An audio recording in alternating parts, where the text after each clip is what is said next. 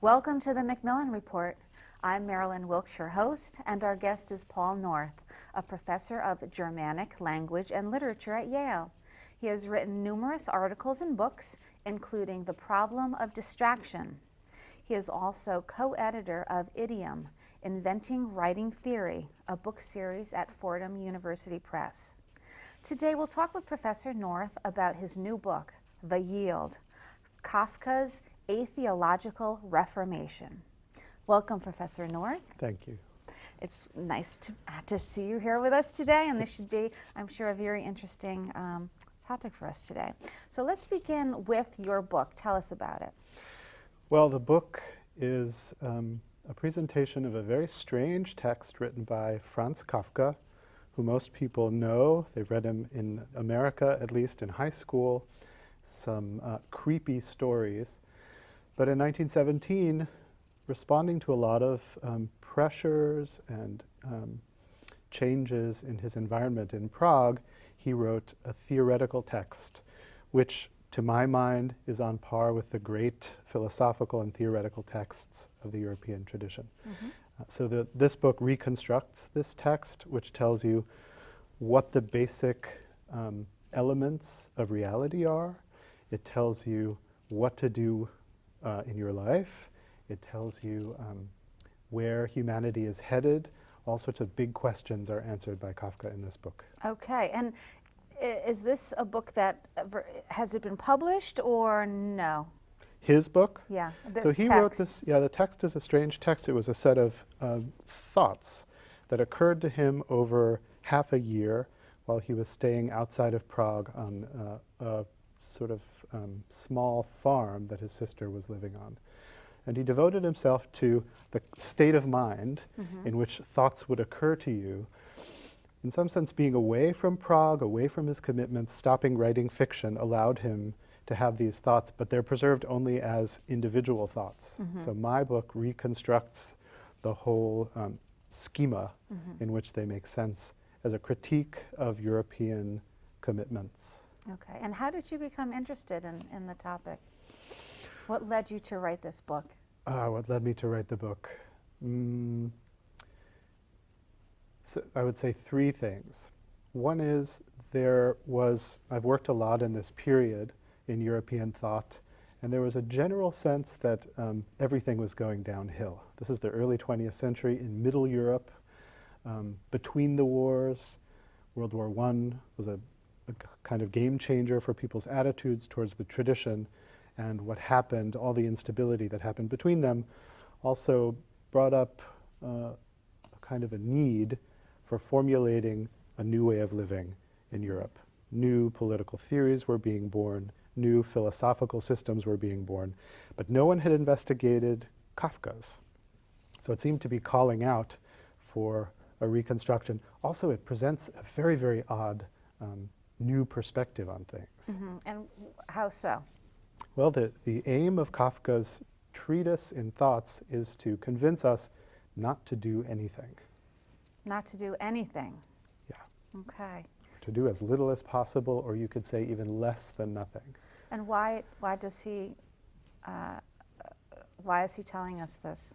It is a bit of a strange response to everything he was experiencing and everything he had read. The tradition he felt and a lot of people had felt had come to a dead end, the European tradition, but Kafka was, at least nominally, through his family, Jewish, and had this very strange sort of three-sided identity problem. He was a German speaker in Prague among Czech speakers, and a Jew among German speakers, and a Kafka among humanity. And you might understand a little bit about that if you've read some of Kafka's writings.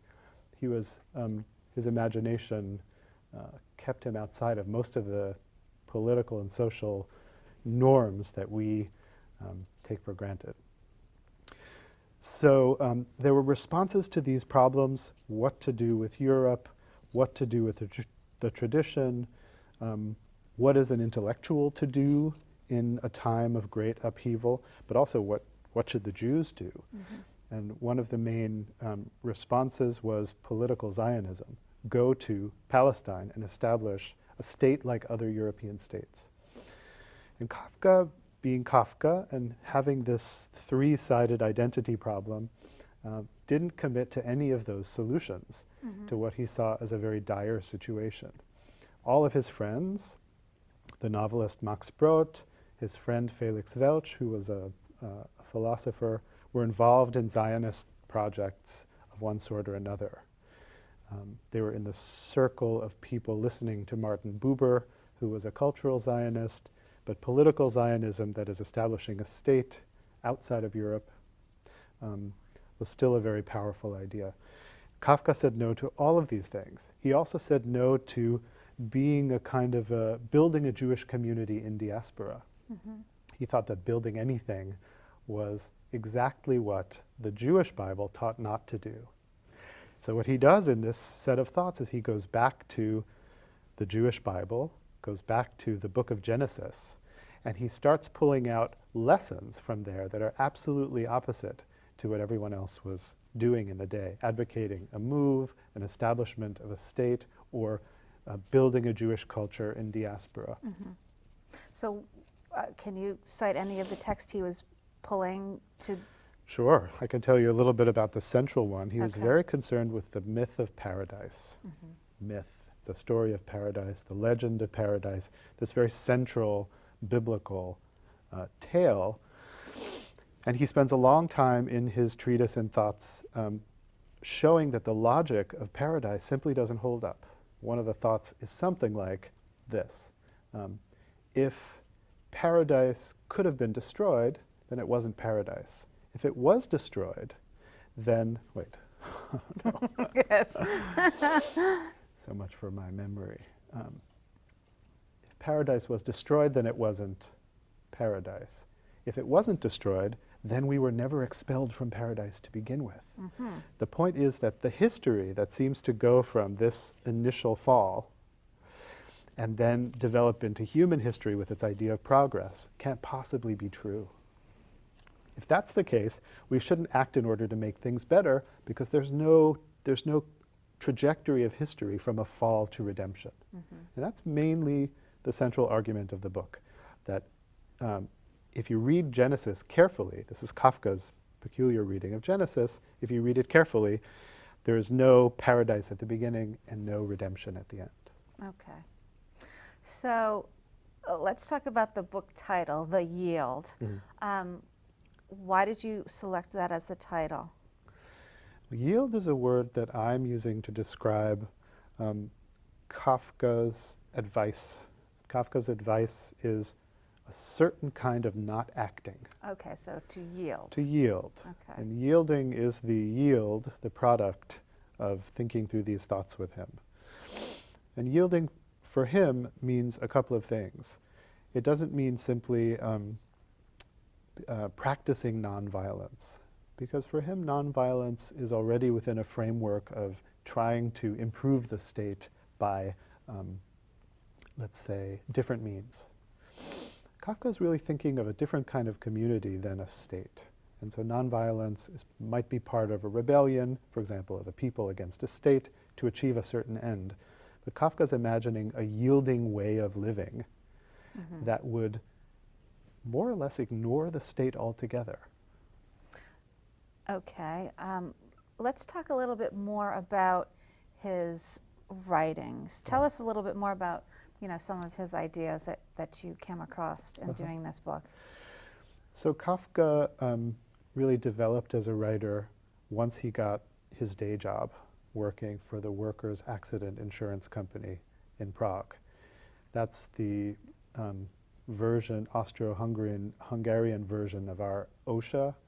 They, at that time, negotiated between businesses and workers to try and keep the workers safe and the businesses paying into the insurance fund so that they could cover injured workers. And Kafka, before that, he had been writing in this very expressionist style of the day, and things really changed when he started writing insurance texts. Although he hated his job, it really changed his own style. It became the kind of uncanny Kafkan style, where the style doesn't express the strangeness of what's happening in the stories. because he was a lawyer and working in this agency, he encountered a lot of oddities about the law, about its application, about its interpretation. And the first half of his stories have a lot to do with the law, and also another minor motif in his early stories and novels are families, and particularly fathers. Mm-hmm. But around this time, when he writes this set of thoughts, things change and he starts to think about power. So I think he realized that behind these questions of legitimacy, legality, interpretation, and behind the institution of the family and the father with his particular mode of legislating the family, stood these questions about authority and power that were even more nefarious and strange, ultimately, than the law itself. And he starts with this text really shifting to something like a critique of power. And his recommendation in this text is simply not to use power, not to use it at all. Mm-hmm. This I take to be the most radical claim in these texts. The texts themselves are fragmentary, they're highly puzzling. Mm-hmm.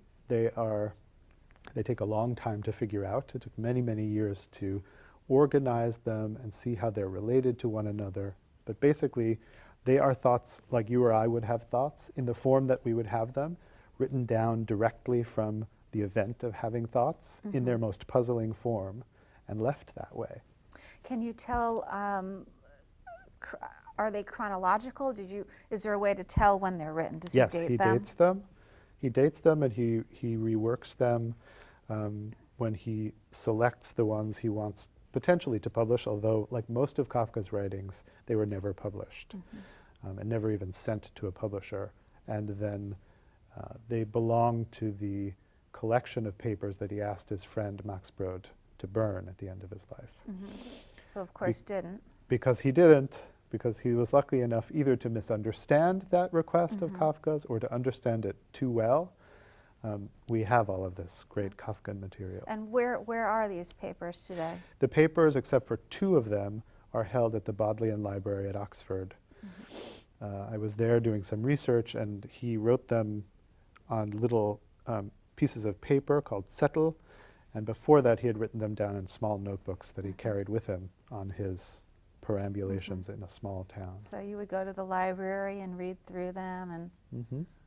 Pretty amazing. So let's go back to the power, to eschew power. Yeah. Did he talk about, if you eschew power, what might happen or what should happen or what society would be like? Right. Yeah. Obviously, he didn't foresee the Shoah. This was in 1917, so it was before anything like that had entered anyone's imagination. Some people's imagination, perhaps, but nothing further than that.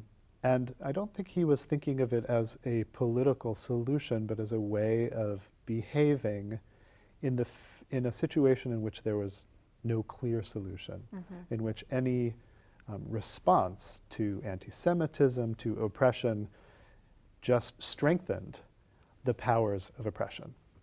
So what could you do? Kafka really was a kind of logician, and he thought of these things as almost as mathematical problems. Mm-hmm. And his solution to the problem was this practice of yielding, which was a personal practice, but he looked around and he saw it at work in nature. He saw it at work in history.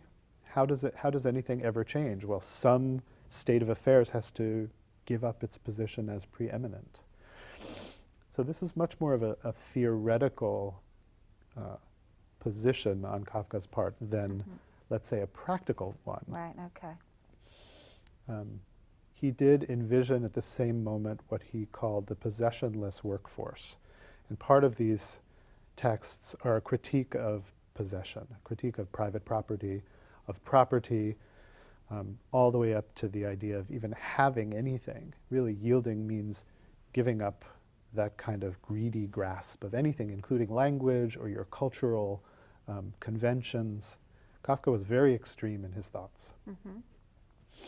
So he wrote this, what he called the possessionless workforce, in which he designed a society that was subsistence-based, where any extra of anything went to the poor, only the healthy worked, and only a certain amount of hours enough to provide the basic needs of the society. Kafka was not a very sophisticated student of the history of social forms, but in his kind of pure theorization of the answer to this problem, the problem of power, how to live in a world in which your actions don't perpetuate power, he came up with this idea. Okay, after the Yield, it's Kafka's Atheological Reformation. Right. What are you meaning by that? Okay, so Kafka had a particular relationship to religious thought. In the Jewish Zionist movements, there was always some taking the past seriously and taking central texts and ideas from Judaism seriously. Kafka did the same thing. But what he found when he went back to Genesis was something that didn't make sense. And you could say, in the tradition of the textual critique of the Bible, that there are many different editors working there and different strands of the Bible woven together, and the contradictions in the text arise from that. But Kafka saw them as logical contradictions. What he saw was that the basic tenets of European religions, let's say Christianity and Judaism, to speak very loosely, because these are huge traditions that all have all sorts of contradictory elements at all sorts of different moments in history anyway. But to say that very roughly, Judaism and Christianity, that they begin from confused principles. So Kafka's Atheological Reformation is a critique of the use of these principles by leading them back to their confused origins, one of them being this question of paradise. The paradise idea is confused. It can't possibly be. If it was, it wouldn't have been destroyed, so we would be living in paradise now. If it wasn't paradise, then it was never destroyed. We never lived in paradise, and we have no reference to paradise to begin with. This is the kind of originary confusion that Kafka thinks drives a lot of the violence and ideology in European history.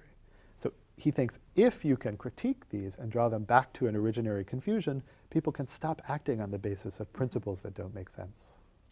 The way to act on the basis of principles that don't make sense is to yield, to give up acting, at least in any way that we recognize it. Right, right.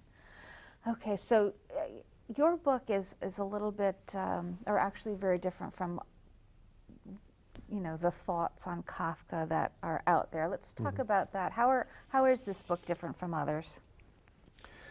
There are a few books that deal with Kafka as a thinker, as a theorist, and even the books that deal with his literature, his literary writings, have to confront someone who is obviously thinking very profoundly about certain philosophical questions. But basically, Kafka criticism falls into two camps.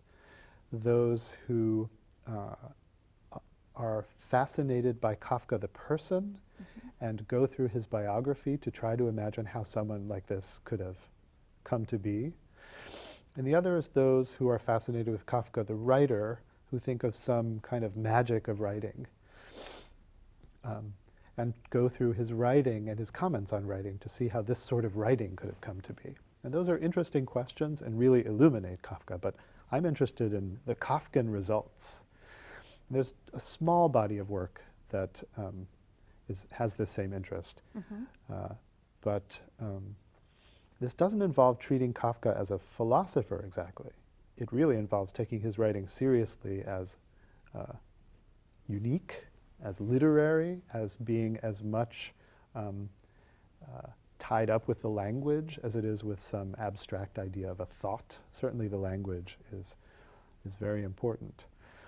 But we can learn a lot from Kafka, let's say that. And many people have emphasized the parabolic nature of Kafka's stories, or the possibility that one could always interpret them yet again. And I don't think that's the case. I think Kafka had a project.